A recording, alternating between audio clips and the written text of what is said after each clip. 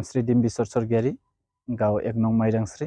এয়া চাওক, এয়া আমাৰ ABD ড্ৰাগন ফ্ৰুইট ফাৰ্মিং হয়, যিটো নেকি ইয়াত ড্ৰাগন ফ্ৰুইটৰ লগতে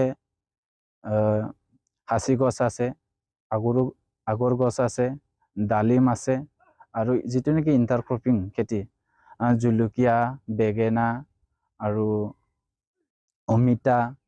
ইয়াৰ প্ৰায় আমাৰ 472টা পুলি আছে। আজি 3 বছৰ হৈ গ'ল। লাভৱান মানে 2 বছৰত আমাৰ যিটো নেকি ইনভেষ্ট হৈছিলে, ইয়াত 3 লাখ টকা ইনভেষ্ট হৈছিলে, এই 3 লাখ টকাটো পোৱা হৈ গ'ল। আৰু এবাৰ যিমান যি পাব, এবাৰ মেক্সিমাম 7-8 লাখ টকা ইনকাম আহি যাব। আৰু বঢ়াইছো মোৰ বাগান, এতিয়া আৰু 2 বিঘা মাটি বঢ়াইছে, আৰু আগন্তুক দিনত আৰু বঢ়াই থাকিম। ড্ৰেগন ফ্ৰুটটোতো আমাৰ মানে কি হয়, আমাৰ যিটো নেকি আমাৰ অসমৰ নতুন খেতি, আৰু মই সদায় নতুন বস্তুটো সদায় চইচ কৰি থাকিবলৈ মন যায়।